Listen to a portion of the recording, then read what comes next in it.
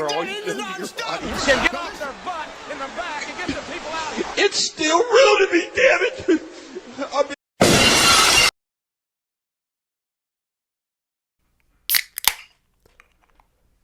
Gibby.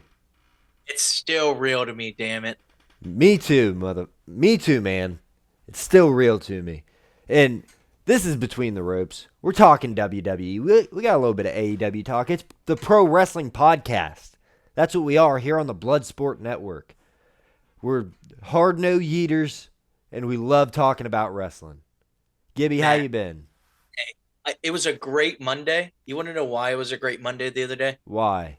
Because they stopped the Yeet Fest 12 minutes into it instead of letting it run up the full first half hour of the show. They did. You know, they centered it a little more around LA Knight and in the Vision, which they could have used any tag team other than the damn Yeet Stars, the Usos. But this is the show where we strongly advocate against the Yeet. We're strong no Yeeters, and we're going to push it until the Yeet's dead. Yeah, the Yeet's got to end. I think they're making strides. I think Triple H up in the Golden Throne, he's listening to Between the Ropes because he saw the clips. They cut it down, dude. They were like, "Hey, people aren't liking this." He saw the clips. That's what I'll say. He saw the clips. Had to have. Everybody saw it. So we last talked on Thursday, right before Friday Night SmackDown, where Jade Cargill made her first defense in over 100 days against Jordynne Grace. So let's talk about that first. You had Liv and Dom ringside. Jade wins the match. What'd you think about the match, and what's going to happen next for Jade? Is Liv going to pick her, you think, or? It was a good match. I liked it. I enjoyed it. I really enjoyed the Valentine's Day dinner that Liv and Dom had. I'm going to try to cop a bottle of that Dom Perignon. The guy can do no wrong. Yeah, I know. He's the best. He is. It was a really good match. I think that Jade looked really dominant. And Jordynne Grace looked really good to be there. I like the way that it's trending. My stock's going up on Jade Cargill. If she defends at, in between now and Mania, maybe it's going to go higher. I just, we talk about it every week. You got to, these guys got to defend their championships more. Yeah, they got to be more active. We don't need Roman Reigns type champions that have just cleared out division. He cleared out his whole division. There was nobody on his level. He didn't have anyone to defend against. These guys, they have plenty of competition. It's an even playing field. And instead of defending it, she's just been kind of holding on to it. It was nice and refreshing to see her defend it against Jordynne Grace. But, once every 100 days, we're going to be looking at the most inactive champion of all time. I mean, it's her and Dom Mysterio. Yeah, well, speaking of that, your boy Grande Americano, the original one, in quotes. My boy. Screwed the goat over. Screwed the goat over? Screwed the goat over. How'd he screw him over? He interfered with the match, and the real Grande Americano, he was going to beat Penta, and that bum loser came out of nowhere. He attacked the Terror Twins down there. That steel plate is medically graded for his head, so he doesn't get caused any injuries. We don't know that. We don't know where the origins of this phony El Grande Americano came from, the non-original one. Obviously, if he was real, he would have been the original El Grande Americano, but he's not. So we'll stop you right there. But also, he went out there and did the damn thing what people wanted to see. He put a luchador over, and that's what luchadors do. Not these three phony bozos walking around pretending to be luchadors. One of them 6'9" tall, and 580 pounds probably. That normal El Grande, and then afterwards, he gives Penta the little wrist pump. Yeah, and he throws up the deuces in honor of Chad Gable because they were in America. and Chad Gable's a real American. And, you can just look at their skin. One El Grande is clearly a much darker complexion than the other Germanic El Grande. I think both of them have nice olive oiled up skin. I think that I'm going to propose this question to you. You've had regular Coke before, right? no, I'm not a drug user. Coca-Cola. Yes. And so you remember when that came out a couple years ago with the original recipe, Yeah. Coca-Cola, and it was ass. They put the original in front of it so that people would have that nostalgic, like, oh yeah, and it was completely different from the Coke that we know, the real Coke. The So the Coke with all the chemicals in it? it's just red dye 40, baby. Hey, man, there's a lot more than that. All our food is just like this gross lab engineered stuff. Kind of like what that phony El Grande is. He reminds me a lot of that bad guy in Rocky #4 that killed Apollo Creed. Ilya Dragunov. That might be who it is. Who's to check? I don't know. It'd be crazy if we had the internet or something right in front of us. God, figure it out later, I guess. I'm still working on my tech degree. All right. But yeah, El Grande did interfere with that match on Monday night. He cost him an Intercontinental Championship shot. The guy didn't deserve it. I mean, he's going to be unmasked soon by the original.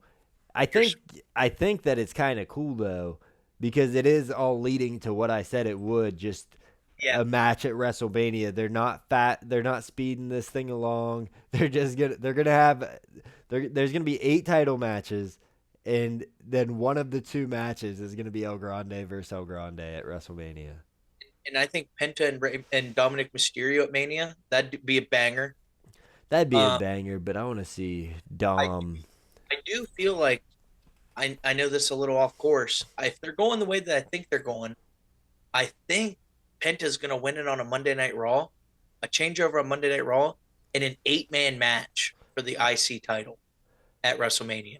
That would be gas, because 8-man, like, or a 6-man TLC match or something. you know Something is really, there's nothing w- made up right now to have that sort of like, hey, we have to have these steps on these matches. You know what I mean? Except for the WWE Championship, which is, a little more sacred.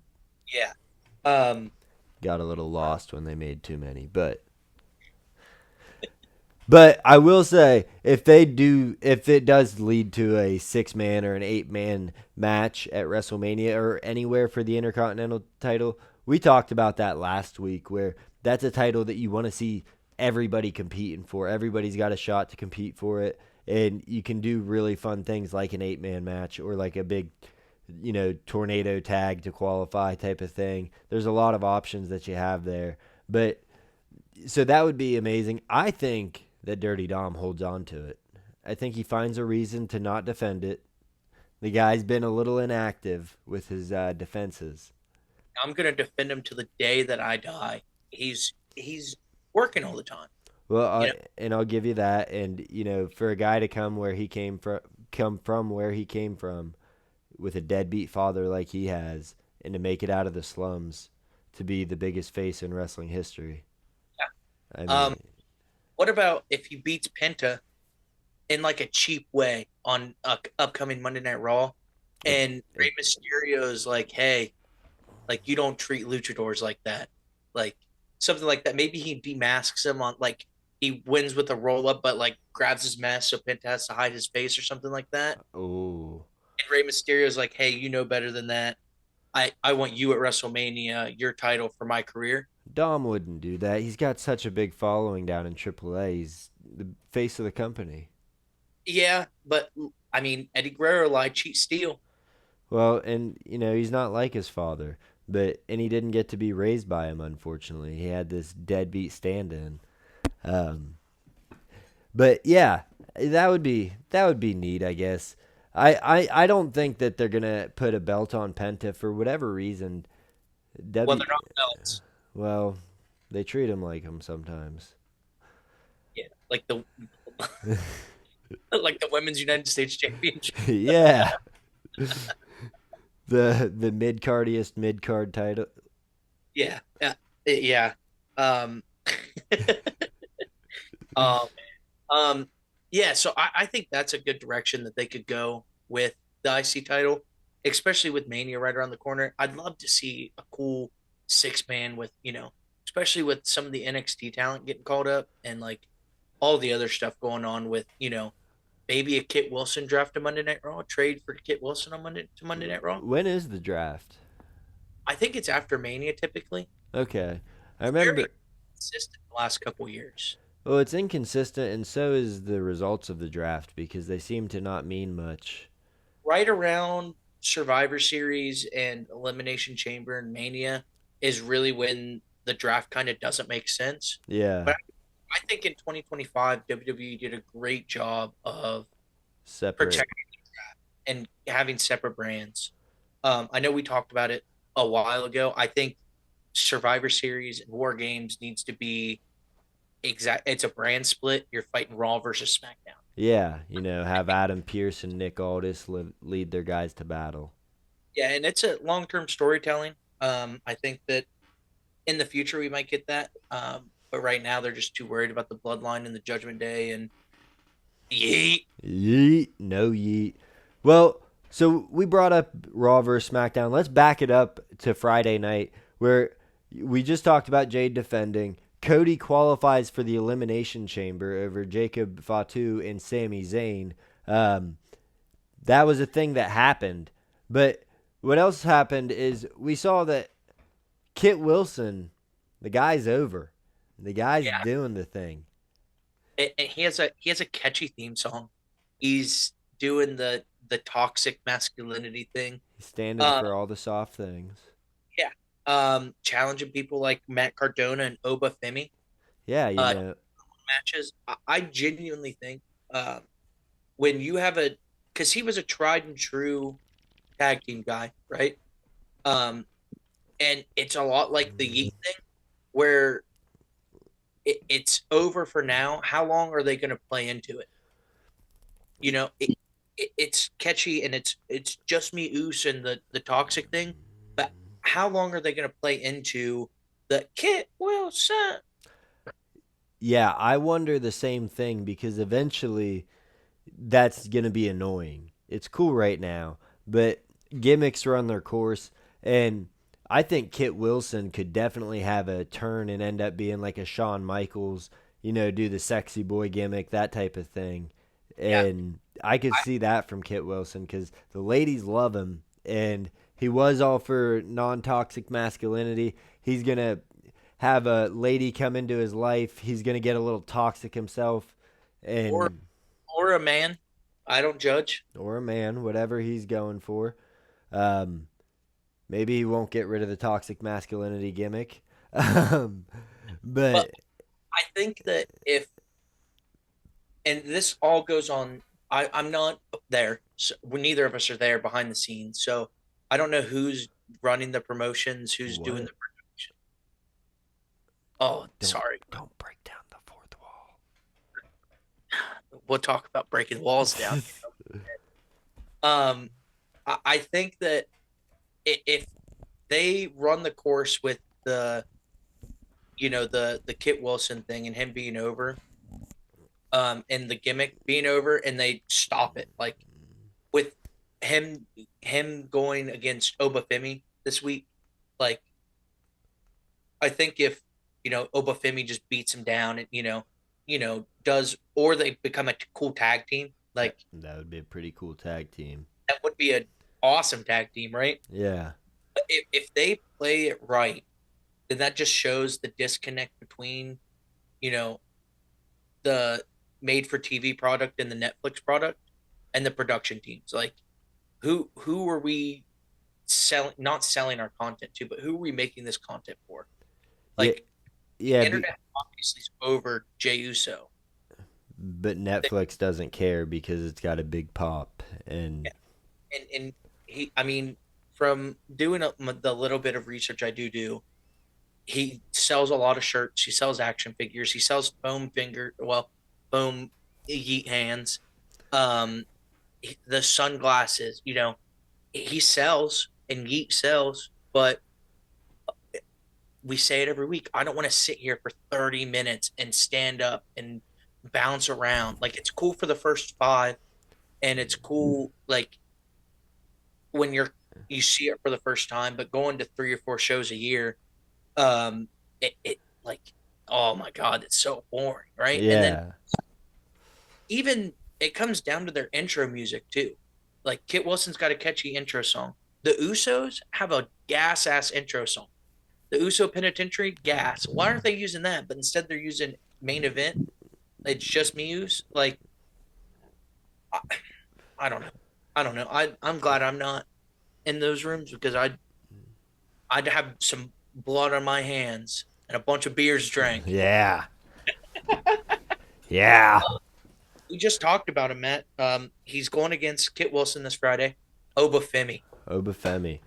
Y- absolute dominator. Yeah, and he's got a decision on his hands. Is he going to pick the Raw contract or the SmackDown contract? Normally, we don't see guys from NXT be given an option like Yeah, that. yeah. Usually it's a draft thing, right? I like kind of how they're playing it as the minor leagues a little bit. Um, we saw it a little bit with Joan Evans, and he made his decision very quickly.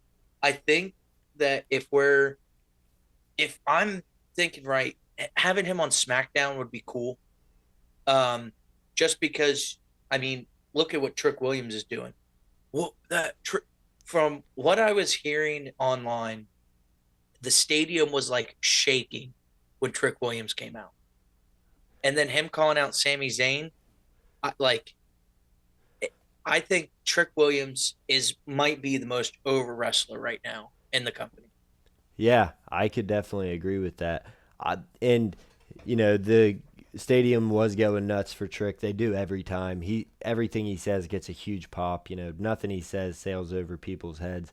But Obafemi, I think he would be great on Raw. Great placement on Raw because if they're going to use Gunther the way they're using Gunther to end careers, they need a big hulking presence that can actually run with the top guys. And you don't really have that on Raw right now. You don't have a big guy that's intimidating and is a force. Damian Priest, I think he's over on SmackDown right now. Drew's on SmackDown. Sheamus isn't an intimidating force anymore. You got Gunther ending careers, but he's not going against your top guys. I think Obafemi could fill a spot that they're missing on Raw. I don't know if that's what they want, though. I don't know if they want that kind of wrestling on Netflix. They have Bronson Reed on the Red Show too. They do, but Bronson Reed's doing his own thing.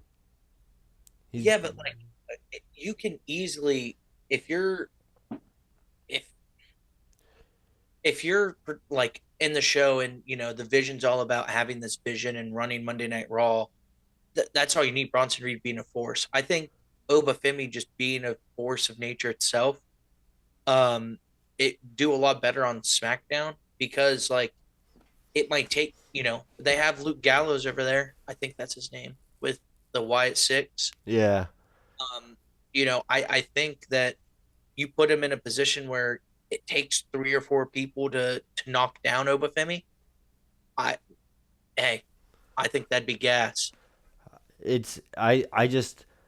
I think that with Bronson Reed doing his thing with the vision, it's very targeted who they're going after. And it's also, they're kind of not doing a whole lot right now. They've got their beef with LA Knight, but if they're. What's that?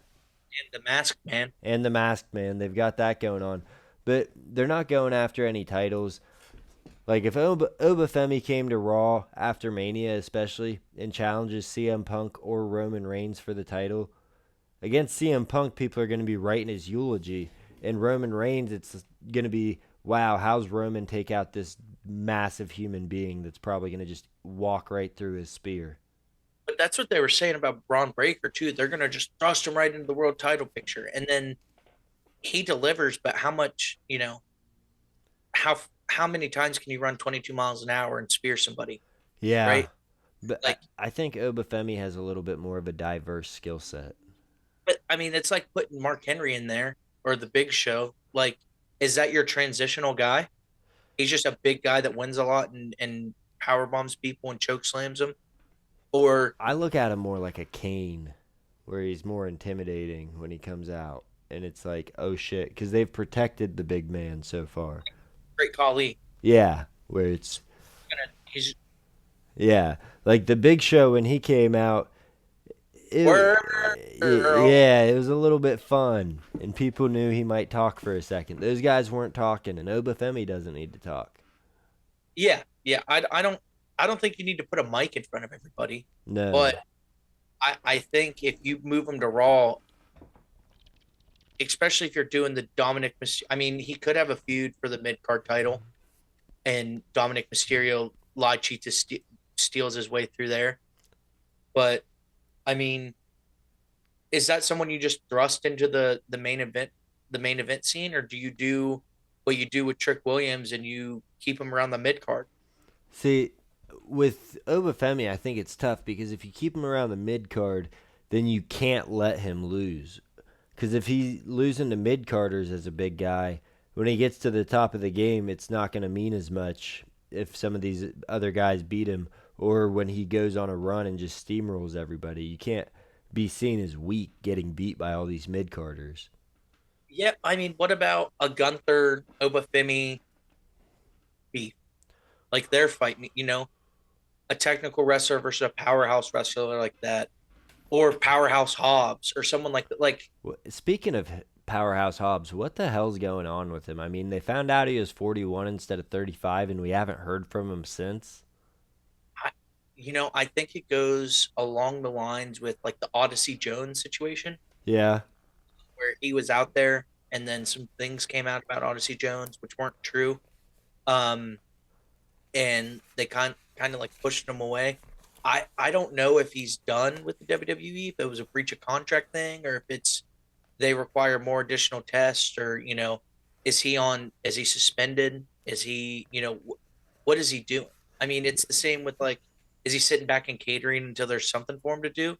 Maybe him and Obafemi going head to head, or is there not a storyline? He is a relatively new signee. Is there not a storyline built for him yet? So they're kind of waiting for him. Or are they going to send him down to NXT to work? Like what?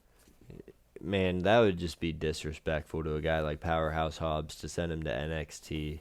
I mean, you say that, but they did that with Ethan Page. I know, but he's 41 years old. Ethan Page was not 41 years old. Like, Powerhouse Hobbs has had a lot of injury in his career, not a lot of time, probably maybe 2 or 3 years, and you're going to make him spend time on the developmental brand. If it's more than 3 months just to get the WWE timing down and the cadence and things like that, if it's more than 3 months on NXT, you're disrespecting the guy and you're wasting his time and career. Yeah, I see it. But also like, you don't lie to your employer. That's true. I mean, he definitely breached his contract with lying about his age. Because if they're writing a year out and he's 41, like 41's I mean, not as much in today's age with wrestling, but 41's still significantly up there in age. I was gonna say 41 in AEW years is a lot older than 41 in WWE years. Yeah, but especially with the amount of new young talent that they have. Yeah, and they just wrestle so hard. It's a different style over there, and guys get hurt a lot. Guys not named Darby Allin who, Are they? I'm not unfamiliar with this. Do they do house shows for AEW? Yeah, they do house shows. Do they do just the televised stuff? They do house shows. I've only ever been to televised, but the way their televised works is a little weird because when I went, it was Ring of Honor for the first hour, and then second hour was Collision. Second and third hour were Collision, and then fourth hour was Dynamite. And Tony Khan comes out and tells you, "Hey, this is our Friday show we're taping." Okay, I've only been to live events, so I've never been to a taped event. Yeah, that's how they do Dynamite. I think. I don't think it's always live. Because like I know WWE, they do like 4 and 3 off for most wrestlers. Like they wrestle their main show and then they have house shows. And then if a PLE event or something happens, but I know some guys like Dom are wrestling every night. 6, 7 nights a week and traveling everywhere, and like it's rough. But yeah, that's just a tangent. I don't know what Powerhouse Hobbs do. He might be in the box. Powerhouse Hobbs is in the box? Yeah, because the other company kept him in a box. In a box. And Adam Pearce is going to let him out of the box on February 28th at Elimination Chamber. I love it. He sent that shit to Nick Aldis. Said you deal with it, bucko. Cool. That would be gas if it is Powerhouse Hobbs. And speaking of what's in the box, the Vision pissed at Adam Pearce again because another guy of theirs got stomped. Logan Paul eats it from the Masked Man. I mean, what's Adam Pearce supposed to do? This guy's running wild on his show. And in all honesty, he's taking care of a lot of problems for him. Yeah, I mean, I'm going to go with my gut here. I think it's Grayson Waller, and he's upset with Austin Theory. And, he's running it, he's ruining it. He's ruining Austin Theory's limelight. Or it's Buddy Murphy, and, they're beating the shit out of the Vision because that's Seth Rollins' guy. I thought it might be Tozawa or R-Truth, but I did see a video of him running up the steps from Monday Night Raw, and his skin complexion's a little caucus to be either of those two men. it's the light. You never can really tell. The camera adds a lot of Caucasianness to the skin. But, yeah, so the Masked Man attacks, though. They got a box there. What's in the box? It could be Powerhouse Hobbs. I really have no idea what it could be. What do you have any inkling of what's in this box? What about break down the walls of Jericho? See, I heard Jericho giving TK mad props this week, though. With who was it Lacey Jane? Not Lacey Jane. Anna Jay. Maybe, I can't remember, but I have two theories on that.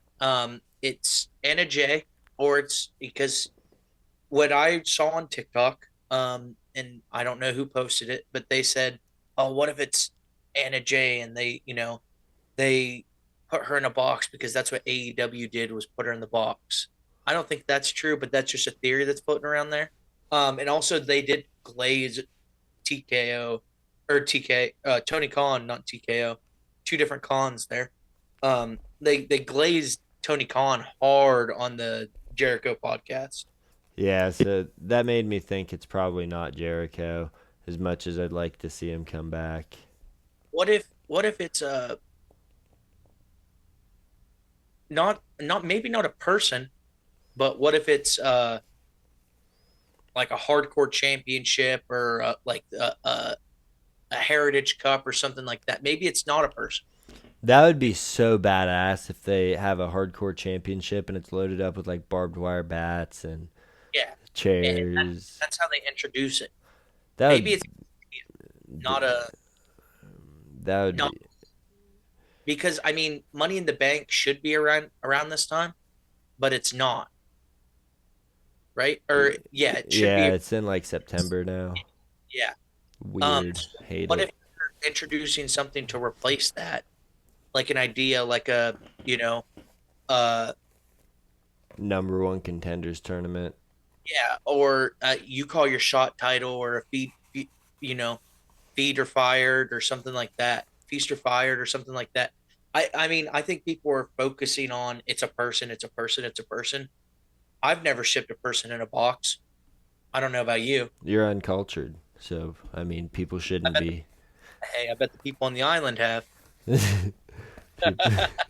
That's yeah, they have, and we're still not clear if you're in or not in those files. I'm on page 4 right now. There's still about 7 million to go. I can confirm, Matt, I am not in the files for inappropriate reasons. If I'm in the files, it's because I may have asked for money from some rich people, um, but I don't think I'm in the files at all. I want you to know your definition of inappropriate and my definition may be very different, sir. I think what you did on that island was horrendous. I know for a fact I didn't go on the island. I know that for a fact. But Yeah, you just ran a sulfuric acid delivery company for.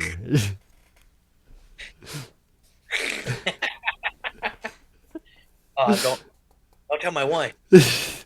I'm laundering that money. Don't ask her where all. Don't tell her. Have her ask me where all the money is. I wouldn't know. We talked about Obafemi and Trick Williams and the new look of what SmackDown might look like. I want to talk about another SmackDown, just not over talent, but a really good talent on SmackDown. You talking about a legend? Talking about a legend with lashes. Let's talk about her. On Friday Night SmackDown, she looked so dominant, and she looked. I know we were talking about how the big ladies don't be moving. She And moved. Yeah, she looked real good, and she looked dominant and powerful. And it's crazy to see someone that new to wrestling pick it up that quick. And I think that she could be a good contender for a women's championship down the line. Not right now, but she looked really good, and I don't like what they're doing with her and Nia Jax. Yeah. I think she's paired with somebody like Sol Ruka, or she was in a tag team at one point. I don't know what happened to her partner. She probably went to AEW. Where dreams are made. I will say, Lash had some great spots with Rhea Ripley in that match. They made each other look really good. Yeah, and I don't know if that's, and I don't want to be a Rhea Glazer right now, but I don't know if that's Rhea being a good worker in the ring, or if Lash Legend like actually worked that well in the ring. I mean, she was the Iron Woman in the Royal Rumble match, and she had her moments there, but you can tell she was a little green in the face. Yeah. I, At- I will say, I don't think it was just Rhea that made her look good. I'm not like this huge Lash Legend fan. Haven't followed her extensively, but when Rhea had her qualifier for Elimination Chamber against two small girls, it was a sloppy looking match. It was a rough looking match. You got to know how to move with a larger person, and Lash Legend does really well with that, and she's also a great hammer when she's beating up the smaller girls. And I think you're absolutely right. She could be a contender in the future. I think she's someone you could put the strap on, and no pun intended, and have her carry that title.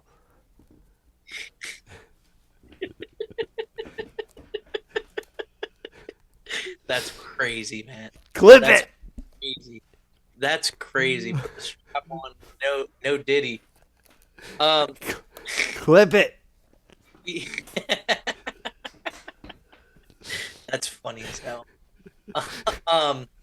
Yeah. So I think I see her going places. I don't think it's going to take a year, 18 months, but I think 2 or 3 years when Charlotte Flair and Alexa Bliss and Becky Lynch just flat out said that this is her last WWE contract, and she signed a 5-year deal a year or two ago. So like she's on her way out. Charlotte Flair, she's on her, she's On her way out. yeah. Natalia, I mean, Natalia got a new look. I don't know if it's Natalia anymore or it's Natty. It's Natty. That a badass. Yeah, she's vicious. I love it. She's the only woman to survive the Heart Dungeon. And I think they said that about 6 or 7 times. Yeah. Yeah, I know. It's funny, the WWE going back and forth on how they treat legendary families and their legacy and stuff. Yeah. And I think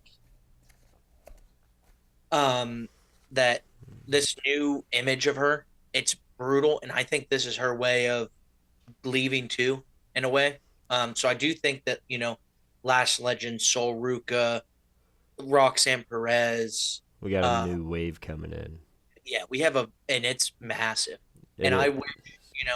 I wish that women's wrestling was like this when we were growing up, because there is some, I mean, even in AEW, Mercedes Monet and Mari I don't know how to pronounce her last name. You telling me Um, you didn't love the mud wrestling matches? You didn't love Candice Michelle versus Mickey James? yeah, oh yeah. You I did? will say that in TNA, ODB, Yeah. Old Bitch, and Kong, and Kim. That's bad that I don't know that. Yeah. Gail Kim, they put on some bangers. Um, and that's good women's wrestling. There's also a six-sided ring. So The best. bring it back. Maybe that's what's in the box. A six-sided ring. Oh, that would be great. Bring it back. I mean, Bring back the old X division. the you know, there's a reason that some of the heavyweights in the UFC were able to beat Brock Lesnar, and it's because they were used to an eight-sided structure. Brock Lesnar, four walls, he's great. Walls. Hey, that's an inference. Jericho's coming back. I call, I, I predict these things. Well, let's jump over to what we have to look forward to. We have Elimination Chamber. It's still 2 weeks away. We got Punk versus Finn. The heat's building, and Punk's trying to fracture the Judgment Day more than it's already fractured. We saw some heat. Tell the people what happened on Monday night with the Judgment Day, with Punk, with Finn, and what do we got? What's going on? I don't think it's Punk trying to break up the Judgment Day as much as it's Finn Balor realizing that he doesn't need the Judgment Day.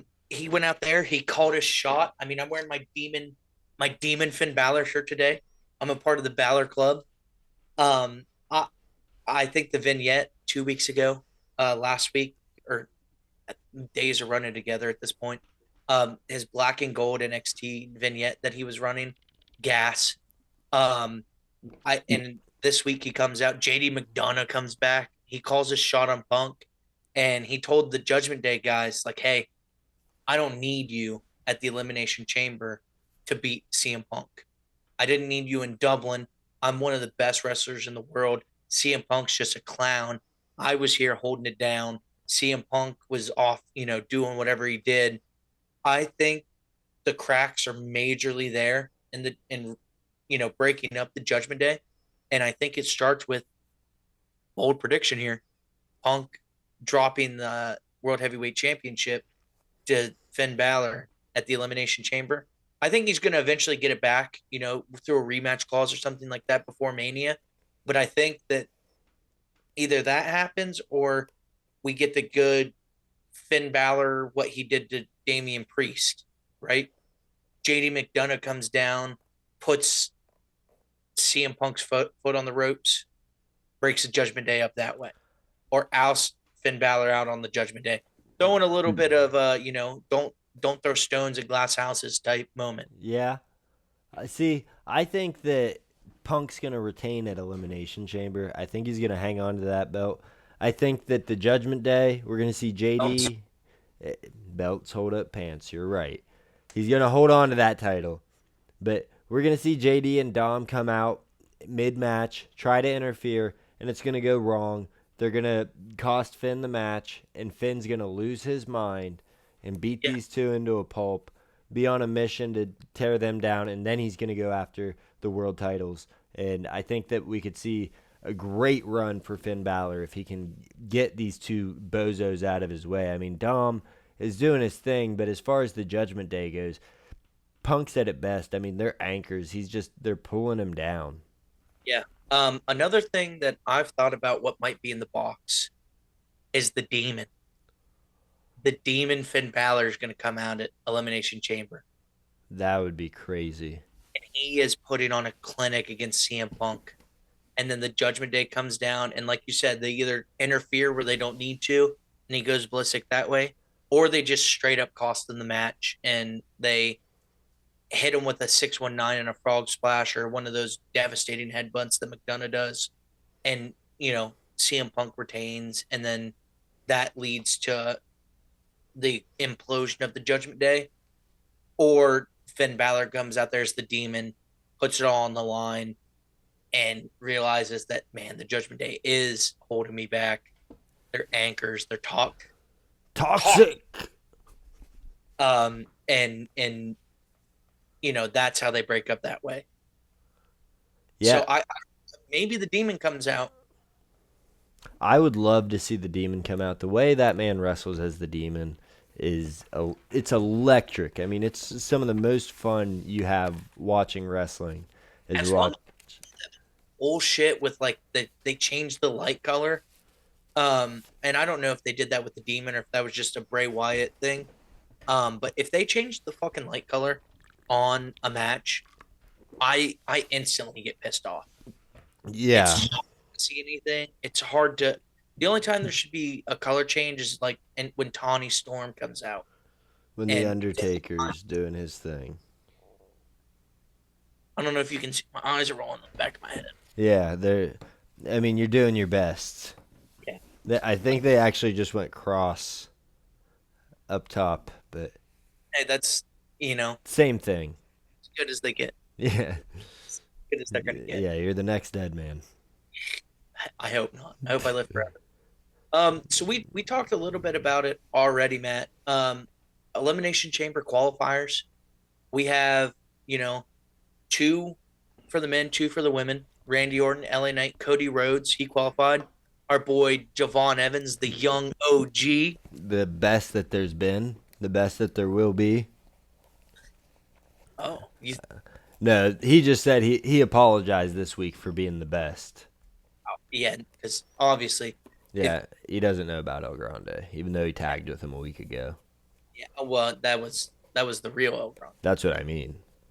The fake El Grande. That's what I mean. The original's the fake one. That's why he doesn't know. On the women's side, we have Tiffany Stratton, Rhea Ripley, Alexa Bliss, and Asuka. A little bit of heat building there between Asuka and Kyrie. That was pretty weird. Yeah, I don't know what they're doing with her. Are they making her to be a bully? Are they? Well, I always viewed Asuka as the most dominant of those of the Kabuki Warriors. I thought Io Sky, when she was running with him, was the best wrestler, but yeah, Asuka's got the biggest personality. It's just weird. I think Io has the biggest personality, if you know what I mean. Oh man. Oh man, clip it.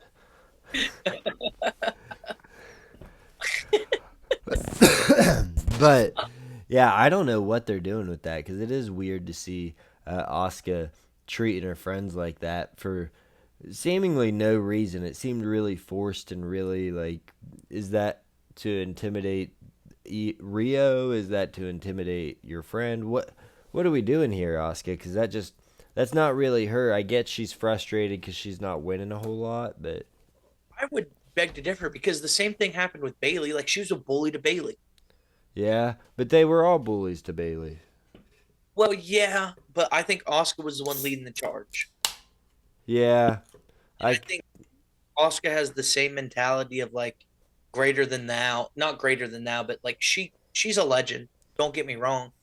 And I think especially those Japanese wrestlers, they idolize Asuka a lot for especially what she did was she in New Japan or IGP? I think she was IGPW or IGWP yeah. I really do think that that's the character they're going with. And her yelling at Kyrie and Kyrie being scared of her, because that's your idol and that's your tag, and you don't turn your back on family. Yeah, I don't know. It's a weird thing, but they're gonna be. Asuka's got a qualifier this Saturday or Friday for the Elimination Chamber. She says she's gonna win it. Asuka qualified on. Oh Monday. shit! She qualified on Monday. Yeah. Let me see. I'm trying to figure out who the last qualifiers are.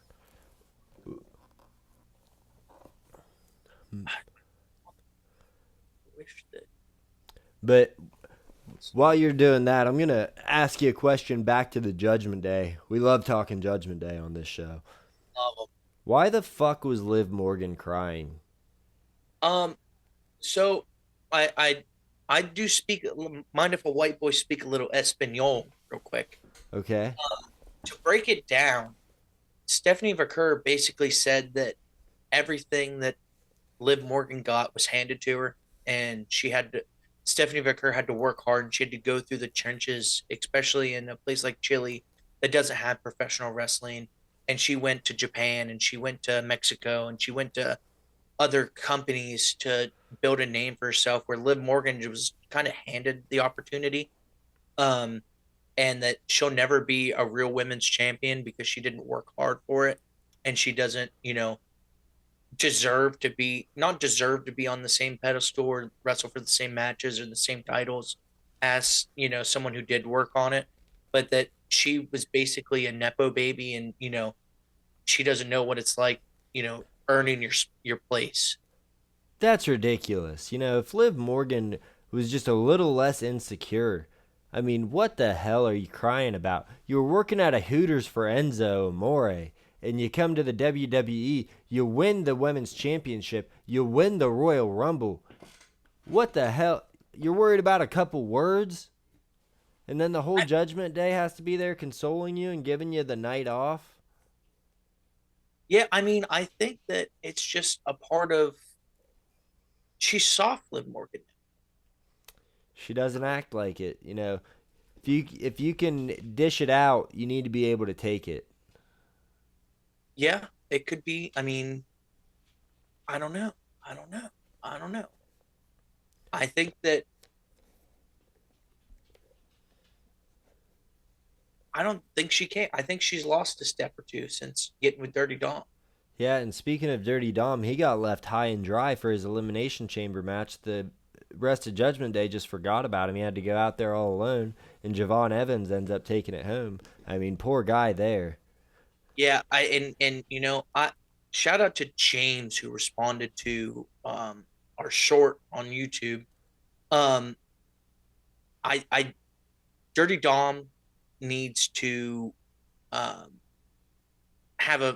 leave the Judgment Day, and he needs to go on his own. I think that he's too strong to be a faction character. Held down by the anchors of the Judgment Day. Yeah, and it sucks to say because, J.D. McDonough, not a bad wrestler. Raquel Rodriguez, not a bad wrestler, but they're just not on the level of the upper members of the Judgment Day, and they're all being held back. Yeah. Now, go ahead. Oh, no, go ahead with what you were going to say, because I'm going to change the subject. I 1,000% agree with you. I mean, it's Liv and Raquel and Roxanne, they have their own thing going. I don't know, like Roxanne being a shadow of Liv Morgan, in a way. Raquel being the strong woman. That's fine for the women. You can't really do that with the men. And I think that they need to do something. Like I genuinely think that the Judgment Day needs to break up. It's overplayed. It's overstayed its welcome. Now, I want to ask you about something. This isn't on the dirt sheet, the rap sheet I sent over, but Ronda Rousey announced that she's returning to MMA. And, I do an MMA show. Been doing it for years. Big MMA guy. MMA fans fucking hate Ronda Rousey. How do WWE fans feel about her? Because I was out of the game a little bit. I came back right at the end of her run. But I don't know if it was the MMA fan in me, but I still fucking hated her. I also think, I mean, you got to think when Ronda Rousey was coming up in the UFC too, there wasn't a strong presence of good women competition. And the second that a lot of women started joining the UFC and kicking ass, look who tucked their tail and ran. Yeah. I mean, that's like John Jones right now if he got up and left the UFC and went to WWE. Well, John Jones also I think he really does have arthritis in his hip. If you saw the All-Star game of him running, Yeah, but he's not tucking tail and heading to the WWE. oh It's yeah, no. competition in his weight class. Well, and Ronda Rousey, the MMA fans' biggest beef with her is we put her up on this pedestal. We elevated her to this platform because of what she did, what she had accomplished, and then when she lost, it wasn't like MMA fans were, oh, fuck Ronda. Ronda was like, oh, fuck MMA fans. I'm not going to do an interview. I'm not going to do any press for this last fight. And it was a big middle finger. And then she goes out there and says that she has CTE. She has all this stuff. She was getting hit and going blind, and now she's fighting. It's hypocritical, but also she's just so out of touch for, like, I think that it's on Netflix. I think this fight is going to do fucking zilch for... I genuinely believe someone like that, like being told that they're the best. And we grew up in a small area, right? And there's several people our age and that we graduated with that went to play college sports, and they weren't the best player on the team, and they didn't last a season because they didn't know how to deal with not being the best player on the team, and being the superstar and all eyes on them. Granted, there was a couple that that playing in Mexico or wherever they're playing now, but you go and you're the best, you're the best, you're the best, you're the best, and then you make it to the highest level there is in mixed martial arts, the UFC and Bellator, and you win and you win and you win, and then you get your shit rocked, and you're like, oh, it's the fans, it's X, Y, and Z, and it's nothing but excuses. Not that your opponent trained harder and better and beat you on your best day, Yeah. or that you had a bad day and they had a better day. It's, oh no, this happened and this happened, and I was hurt and I'm not, I got hurt in the middle of training camp. It's like, when do you take accountability? And when go to another company and you're treated as a big champion like she did with WWE, and she did all the things that she did, and then better and newer talent came in, it was the same thing. Oh, I'm the best. I'm the best. You need to pay me what you're paying the men because I'm Ronda Rousey. Like, you're not that big of a draw. And she seemed spiteful to the WWE fans also. And like you said, she wasn't that big of a draw. People weren't showing up to WWE outside that first month of her being there for Ronda Rousey. It's the same as, I want to equate it to CM Punk going to the UFC. Yeah. WWE fans weren't jumping and hollering to watch Phil Brooks in the UFC. Yeah, did we watch him in 3 fights in the UFC? Yeah, because we're supporters of CM Punk. If we were, I mean, a lot of people when CM Punk left the company, they didn't like him. Yeah, the way he left and the way he treated the fans and the company, and yeah. So like, no one, you don't get good you don't get good cross. I don't want to say crossbreeding, but cross fandom like that unless you're someone like Brock Lesnar. Someone that doesn't piss off the fans intentionally. What's Brock Lesnar do? He goes to his farm and he farms and he kills moose and he loves his family. I think the plural is mice. But like, he doesn't do anything to upset the fans. You know what I mean? Like, he does. He's a shitty person. Don't get it wrong, but like, him as an athlete, you're like, that's a dominant force. He conquered the WWE. He left. He went to the UFC. And tell me if I'm wrong, Matt. He was very dominant in the UFC as well. Yeah, he didn't like to get punched in the face, but he was such a good wrestler and so physically imposing that he won the title and to be the UFC heavyweight champion. And I think he defended it as well. To be able to do that, and he was the biggest box office draw at the time. The order goes, like, if you look at the UFC timeline for their peak, it starts with Brock Lesnar coming in. And they started doing 1 million pay-per-view buys. And then it's Ronda Rousey. And then Conor McGregor. But the difference is Conor McGregor has done some piece of shit things. The fans don't hate him because he never shit on the fans. That's why people hate Ronda Rousey. And I just think, I didn't know if WWE fans are going to be like, oh, hell yeah, Ronda's on Netflix fighting. Hell yeah, because I missed the Ronda wave. Yeah, and I did too. There was that period of time that It was I tough. think we were both out of wrestling. Yeah. For the multitude of reasons we talked about in the 2 hours and 40-minute first episode. um, but I think that WWE fans feel the same way because she didn't get the pops, and she wrestled people like Charlotte and Bailey and Rhea Ripley, and she didn't get those pops because she wasn't that big of a star. She was a star, but Just she wasn't the star. and when she came to WWE, it wasn't like, oh shit, this woman's better than our top people. It was like, welcome, try your hand at this. Yeah, exactly. Um, so elimination change. Oh, well, we're already on a different tangent than WWE right now. I want you. You tweeted about it the other day about Wing C Oh, Wing C? and deaths, and I responded about death sentence. Yes. I think those guys would be phenomenal WWE characters. Oh, they would be great. Give him a 24/7 title. Have him do something like that. Wing C, I watched him on Amari. No, is it Amari? It's not Amari. It's It's Alani. Oh my God, Ari. okay.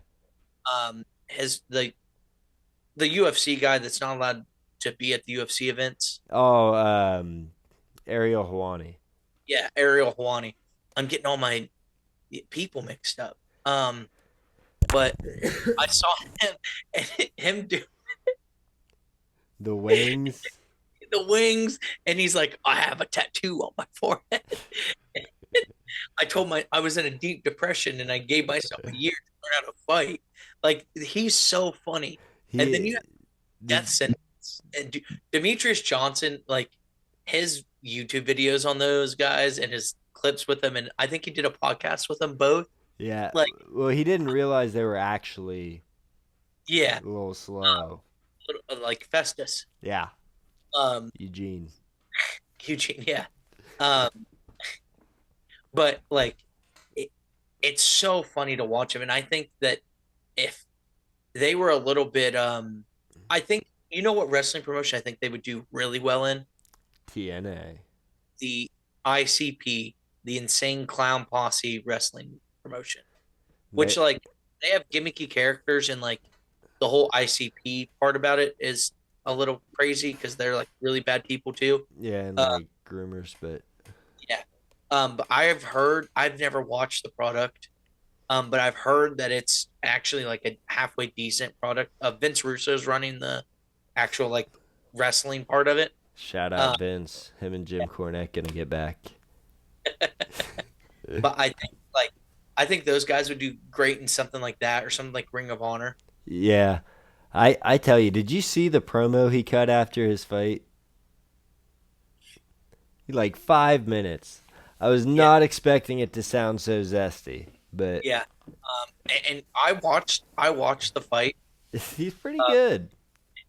It wasn't a bad like he jumped he jumped off the box. Yeah. Kicked that dude square in the shoulder.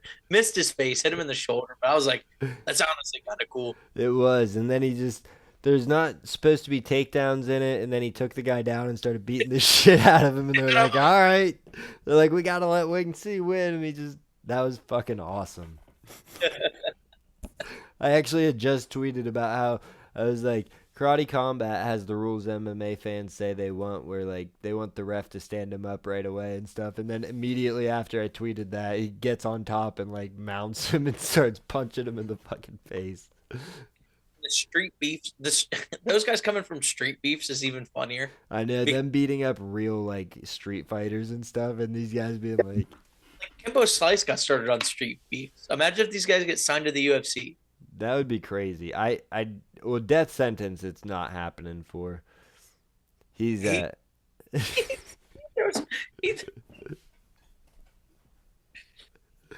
Oh man. Oh man. Yeah. And this is a wrestling podcast, by the way, guys. Yeah, this is between the ropes. So we have 4 competitors left for the Elimination Chamber, Matt. 4. Two men. give us your final promotion or final predictions. Like I said, Randy Orton, LA Knight, yeah. Cody, Raheem Rhodes, Javon Evans, 2 more males. I What do you? I think we're gonna see Bronson Reed, unfortunately, even though he's going against the original El Grande, and that's a tough out. But I think that something's going to happen. The Vision will probably come out and take care of the original El Grande because they're dirty cheats, and they're going to make sure that this guy doesn't have a chance to win a world title at WrestleMania, which is fine because he'll settle for the consolation and beat up those 3 fake luchador dweebs. And so Bronson Reed to keep my dream alive of a Hell in the Cell at WrestleMania with El Grande versus El Grande. And then who's in the other qualifier? Oh man, I I can't. don't I don't think that one got announced yet. Maybe it did. I don't know who's in it. I can't even think. Blanking, dude. This is our job. I know. This is our livelihood. Oh, MJF questions career decisions of problem child who left AEW as he pulls up in a golf cart. Oh, Yeah, I don't know who. Gun to my head, I'm saying that we're going to see Kevin Owens. oh, yeah, Yeah, yeah. I think it'll be Kevin Owens. I think that'd be gas. What if the Masked Man's Bad Bunny? You got on me for saying El Grande could be Tozawa or R-Truth, and then you're gonna tell me the Masked Man could be Bad Bunny. What are we doing here? Where's the integrity, the consistency? Come on. Hey, Logan Paul said that he wanted it. Yeah, Logan Paul came out with some weird thing that he said, I didn't work myself into a shoot. My brother worked me into a shoot. I don't know. He kind of did it. So for the women, Women were going. So right now it's Rhea, it's James, Charlotte Flair, Nia Jax, Oscar. Io, Kari Singh are the last or women. I think they're gonna put Nia Jax in there because they love to have Nia Jax in there. And then for the men, Carmelo Hayes, Trick Williams, Damian Priest. Banger of a match. I think that'll be Trick Williams, but I could see the WWE thinking that we got to go with Damian Priest. And then the other match is Bronson Reed, the Yeet Man, and the original Grande Americana. I mean, how can you keep the Yeet Party out of the chamber? I, How can you keep the Yeet Party out of the chamber? Block out the no Yeet down there. That's not us. he's a he's a washed up tag team wrestler. I think for the men, you gotta go. I want to see Trick Williams or Carmelo Hayes pull this off. But I think that we're stuck in the old guard where Damian Priest, former world heavyweight champion, give him a shot. You know what I mean?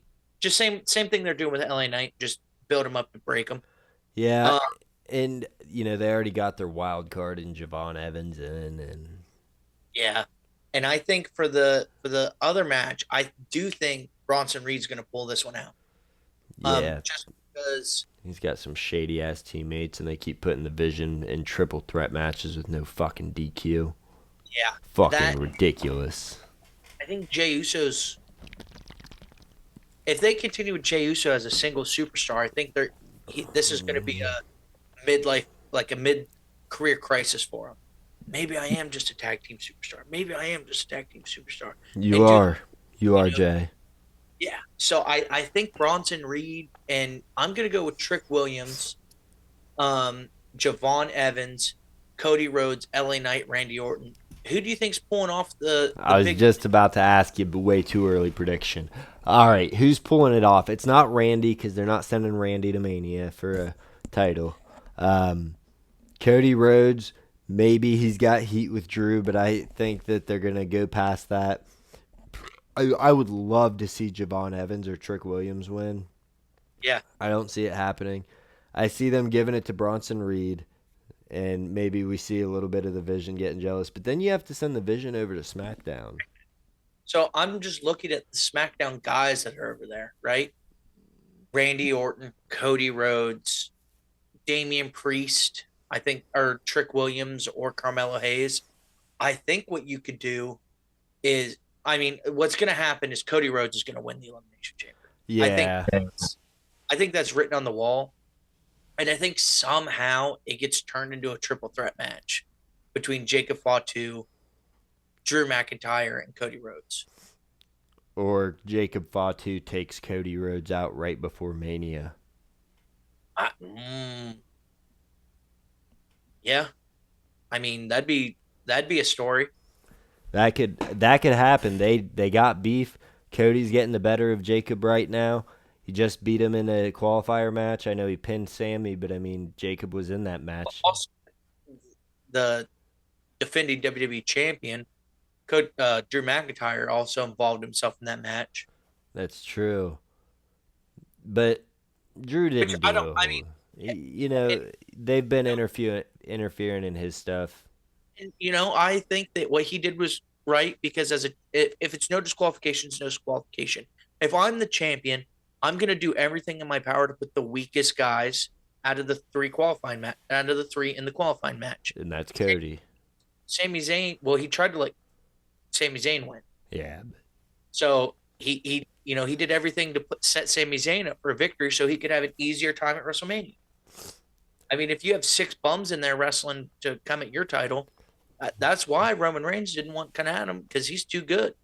He is, and whatever title Roman has, like you said, that's the title. So, Matt, lock it in. Next week, it's going to be a not too early prediction. It's going to be our actual predictions. Who do you think your too early prediction for the Elimination Chamber winner is? Cody Raheem Rhodes. I'm in agreement with you there, Matt. I think he's the only one big enough to main event at WrestleMania right now. Yeah, I mean, and we have to see the qualifiers, too. Next week, this time, we'll have all 6 members in there. Now, if the original pulls it off, Gibby, all bets are off. He's winning the whole thing. Imagine if they go in there and they do a little,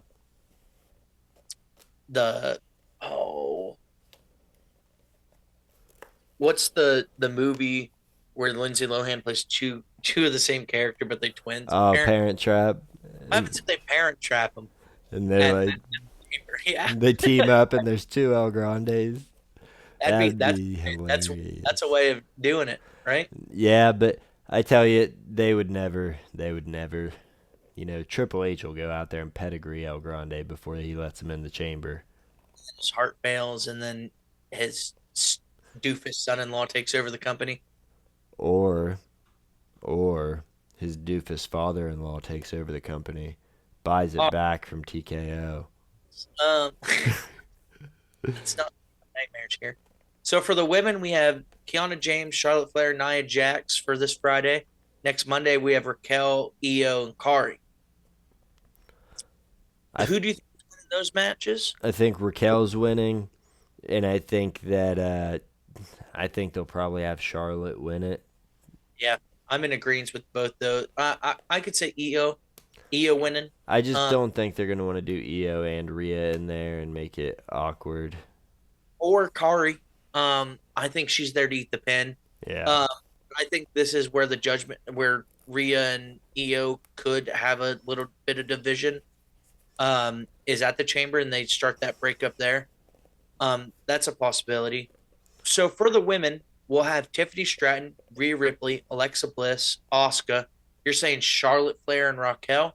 I'm saying Charlotte and Raquel. I'll go with that. Who do you think's pulling off this dub? Well, I think Tiffany Stratton's going to do it. I also believe that. And I'm going to give you my reasoning here. Yeah, let's hear it, because I don't have a lot of strong reasoning. I just feel like with logic. I think that Io Sky is going to qualify instead of Raquel. And then Alexa and Charlotte, Rhea and Io, they're going to fight each other at the Elimination Chamber, setting up that WrestleMania match for the women's tag titles, giving Tiffany Stratton the edge to pull off that win. Okay, yeah. I look at it and I think, Rhea's got something going on right now. Tiffany Stratton deserves a WrestleMania spot. I mean, she's phenomenal. She's a great wrestler, great on the mic. She gets big pops. So She has a big heart. have big heart. Big heart. Her heart and Io Sky's personality, really, a lot of character there. Yeah. So I think Tiffy. I think it's all Tiffy time, all 2026, just like 2025 was Tiffy time. Yeah, I think she's back. She got injured, and I think it's Tiffy time. I think that they want to have, they want to have someone like Tiffy hold the title, and Yeah, I think catch. I think that she lost her title to Jade Cargill to begin with. The heat's there. She's gonna come back after she qualifies. She'll say, "This is what I lost my title to. There's been one defense since I got hurt. Why'd I even take time off?" Yeah, and I think last year she fought Charlotte at Mania, and her beating Charlotte was phenomenal. But she did it as a heel and not a face. I think her coming back as a face really changes the dynamic of what a Mania match is, and as a character developing, Tiffany Stratton. And I think that she pulls it off, and I do think that her and Jade are going to have an absolute banger. Two complete opposite styles of wrestling. Yeah. And I'm excited to see that. I know they've had a couple bump ins, but it's not it's not a Mania match. You know what I mean? You give them 15 minutes, and it might be one of the best matches ever. But that's our elimination early predictions. That is. And before I let you go, before we get out of here, we got a little bit of time left. AEW. MJF, he cut a fire, gasoline, Daddy Yankee style promo. Gasolina on Dropping The Rock's name, dropping, your Uncle Rikishi. That man, and he put the BBB up for grabs against Zilla Fatu, who rising star in the industry. I've watched a couple of them. I've watched a couple of his indie matches, just like I watch, Chelsea Green and Penta's Underground Lucha Libre banger match. If you haven't seen it, I think that was the most fire promo of 2026 so far, and that's going on the Roman Reigns CM Punk promos. Yeah, and MJF's been just killing it lately, calling out everybody, talking shit on CM Punk in a respectful manner. Yeah. I mean, he has been on fire. He is Did you get a chance to watch his CVV interview yet? I've seen a lot of it, not the whole entirety, but It's really good. he is a diamond in the giant pile of shit that is AEW. Yeah. And I do think that it's going to be a banger match. I'm excited to tune into that one. And it's not on AEW programming either. Yeah, it's going to be on YouTube, I think. And Zilla Fatu is someone who, a lot of Samoans use like The Rock and and he's using his dad's legacy. He uses the Samoan spike. He's doing crazy shit. His dad's Umaga. And I really think he's Roman's cousin and Jay and Jimmy's cousins, and all of the cousins in the Uso family except for JC. Yeah. And Sami Zayn. And he's an honorary use. He's an Uso nonetheless. Yeah. But I think that him, not saying that he's The Rock's cousin or that's Umaga's son, right? Yeah. I love what he's doing. I want to see him in the Fed soon. It'd be gas. Especially if he were to team up with someone like Jacob Fatu. Yeah. That'd be tough. But he reminds me of Darby Allin mixed with Umaga. Like, dude's crazy. He's a high flyer. He does wild stuff. Super athletic, but he's also this imposing force that can do these power moves. And yeah, for MJF to call this guy out, take the BBB to his show, defend it, and in the main event, and then he's gonna beat Zilla Fatu, come back to AEW, holding the title, and he's gonna say, "What, Brody King? What, Zilla Fatu? Who's next?" And then you hear break down the walls of Jericho. And oh man, I just hope Jericho doesn't put MJF on the list. Oh man. Oh man, What do you think about AEW doing some mixed gender matches? I mean, they're an indie show. They're an indie show. What do you do? I mean, I don't. I don't hate it. It's entertaining. Um, but I mean, you already have so much going on. You know what I mean? That's what I mean. It's just an indie show. They just do shit to do shit sometimes with their top talent. And I will say, Tony Khan, I think if I had a couple $1 billion and I could make a wrestling promotion, I would. And you would see the same shit from me. Um, I don't know if it'd be televised. Yeah, I'm. I like what Tony Khan does, but I just wish he had more fun. I think I don't think having fun's the issue. I think the picture's the issue. Yeah, like his image, his vision. Yeah, Did you vision, did you see Nick vision. Khan on I think it was on the Pat McAfee show where they were asking him about other talent and he goes, "Yeah, there's a ton of talented wrestlers out there at the other promotion and they do great work and I think that the owner's dad is great. He, foots the bill and I was like, "Oh man." And that's the case. Like AEW's just got to be hemorrhaging money. Yeah. Um, I mean WWE too. If they didn't dominate the market for so long, If Vince McMahon didn't do what it, Vince McMahon did, then it um, would it would be an open sport. wrestling would be a completely different landscape right now if it did. And I'm glad that it's on a national scale, a worldwide stage. Um, It's great, but it kind of brings me back to the UFC thing where like so much of it is controlled by one entity yeah. that Go ahead. and I'm not like an anti-capitalist. I'm not gonna sit here and spew that, but when an entity like the UFC exists, like the WWE exists, it is so hard to even get your foot in the door, and then to get started with the machine that they have behind them, it might as well be a monopoly. It's a monopsony. I mean, Yeah. they have all the power. They can allow competition, but they only allow the competition to be as big as they want it to be because they control the narrative around everything. They Yeah. control everything in the sport. And I think John Cena said it the best when he was talking about he was with CBV after the Iron Claw premiere, and he was caught talking to MJF, and he said, "Me 10 years ago, I wouldn't be caught dead talking to that guy."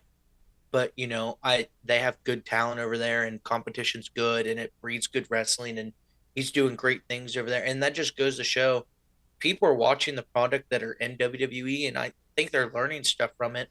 Um, what not to do, what to do, or continue to do, and to get the company over. I think that they're it's too much sometimes.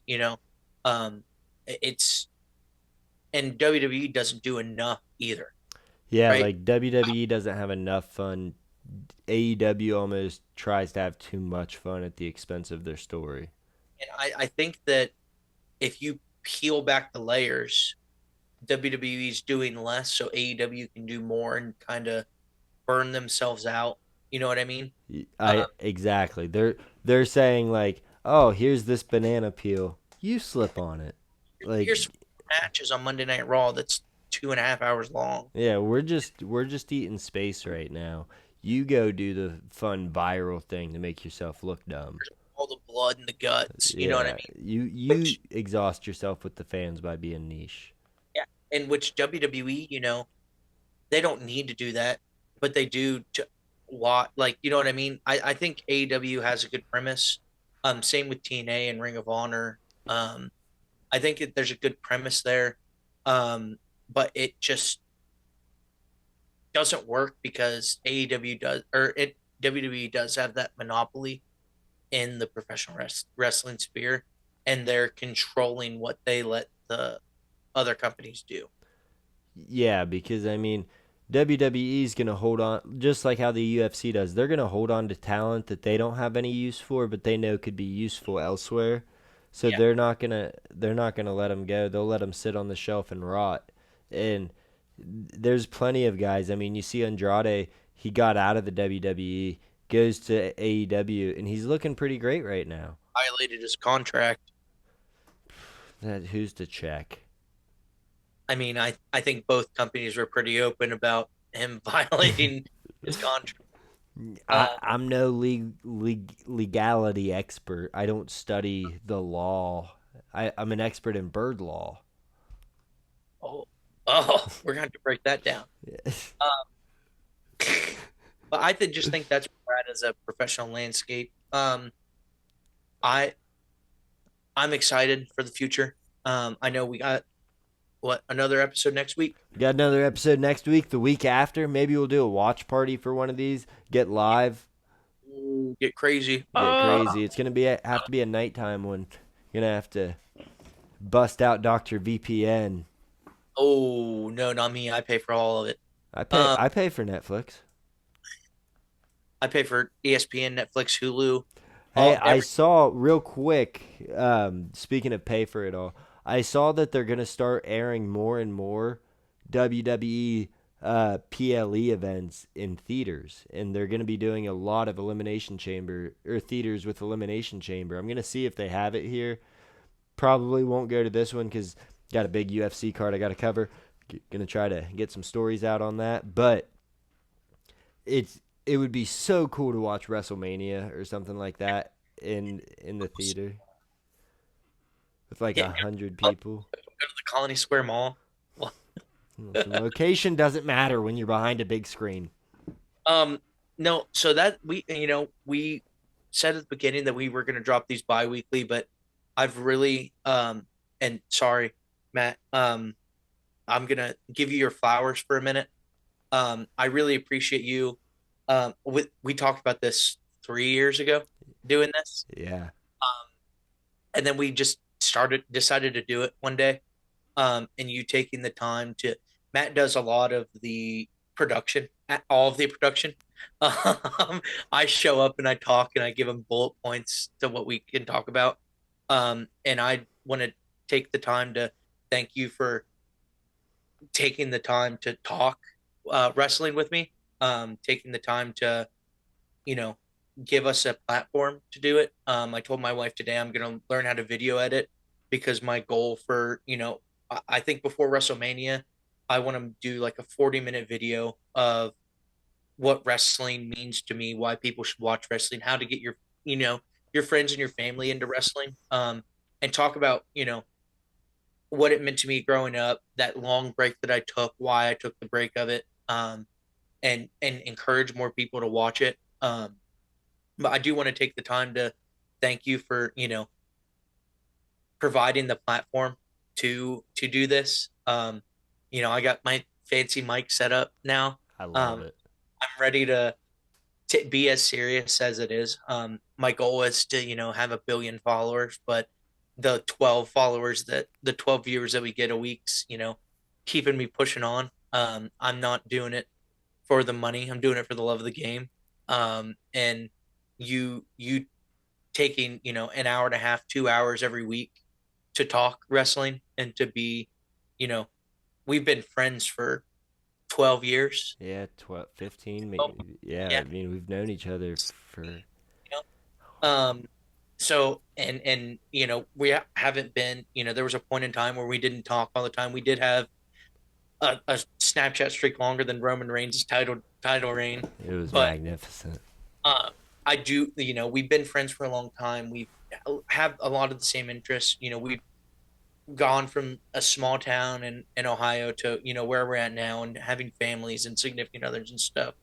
and being able to spend an hour and a half, 2 hours with you every week. It's been awesome. And I'm excited to see the heights that we come to. And I'm excited to do more. And I do genuinely thank you with the bottom of my heart and I bet my wife thanks you too, for giving us the outlet to talk about this. And it's the one consistent thing in the middle of the week that I'm excited, looking forward to. So again, thank you, and I'm excited. Thank you, Gibby. That means a lot to me. I really like doing this. I love doing this. I love talking wrestling. I'm glad we finally got to do it because, like you said, we talked about it 3 years ago, right before I launched the Blood and Beer MMA show, and the timing just wasn't quite right at that time. You were still figuring things out, getting out of the Army. I was, yeah, it was just crazy time. I'm glad we finally get to do this, and I'm excited to see where this goes. I have a great feeling about Between the Ropes. I think we got something here. You're so passionate about wrestling. I can't wait for that episode where you just talk about what wrestling means to you, cuz it's such a great product. There's problems with it. We say it every week, but at the end of the day, you sit down, you watch two guys beat the shit out of each other, two girls beat the shit out of each other, and there's a good story to it. It's just entertainment. It's just amazing. And it's still real to me, damn it. Still real to me, damn it. Oh, yes. That's a wrap on this week's episode, ladies and gentlemen. That's all we got for you. And don't forget to go to w.gg for your energy. Gibby just got his new cart in the mail. Hold it in front of you. This is the retro sherbet flavored new drop. New drop came out last week. No jitters, no crash, clean energy, coffee extract. Gibby can attribute no jitters, no crash. Use promo code BloodBeerBSN for 10% off. That's all we got for you. Thank you for tuning in to Between the Ropes. My goodness, I'm getting all over the place. And Gibby, thank you for being a part of this. I'm out.